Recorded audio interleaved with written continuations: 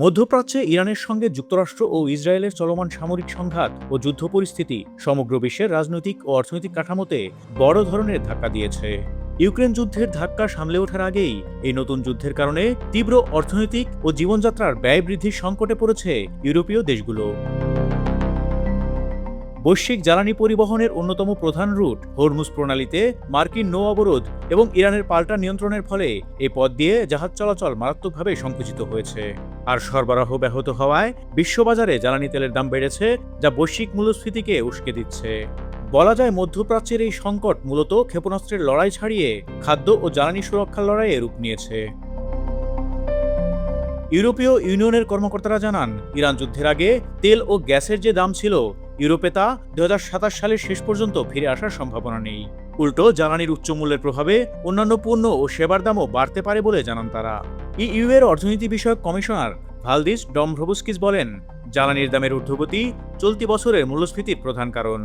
ইইউতে চলতি বছরের জন্য মূল্যস্ফীতির হার 3.1% এবং 2027 সালের জন্য 2.4% হবে বলে পূর্বাভাস দেওয়া হয়েছে।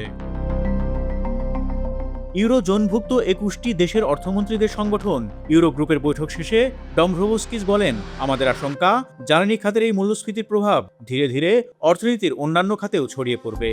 অন্যদিকে ইউরোপীয় কেন্দ্রীয় ব্যাংকের প্রেসিডেন্ট ক্রিস্টিয়ানা লাগার্দে বলেন, মধ্যপ্রাচ্যের সংঘাত যদি এখনই শেষ হয়ে যায়, তবুও এর অর্থনৈতিক প্রভাব দীর্ঘস্থায়ী হবে এবং পণ্যের দাম উচ্চ পর্যায়ে থাকবে। তিনি বলেন, সংকট শেষ হলেও এর প্রভাব থেকে যাবে। বাস্তবতা হলো, এই সংকট সমাপ্তির সময়ের তুলনায় ভবিষ্যতে পণ্যের দাম আরও বাড়তে পারে। যদিও মূল্যস্ফীতি নিয়ন্ত্রণে রাখতে ইসিবি প্রয়োজনীয় সব পদক্ষেপ নেবে বলে জানান লাগার্দে।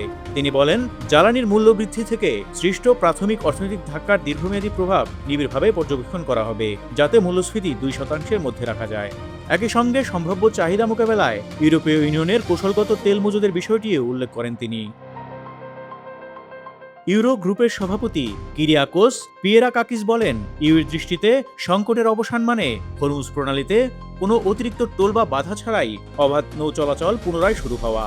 কারণ বিশ্বের মোট তেল ও গ্যাস পরিবহনের প্রায় 1/5 এ গুরুত্বপূর্ণ জলপথ দিয়ে পরিবহন করা হয়। তিনি আরও জানান, ইউরোজোনের অর্থনীতি চলতি বছরে 0.9% এবং 2027 সালে 1.2% হারে প্রবৃদ্ধি অর্জন করবে বলে ধারণা করা হচ্ছে।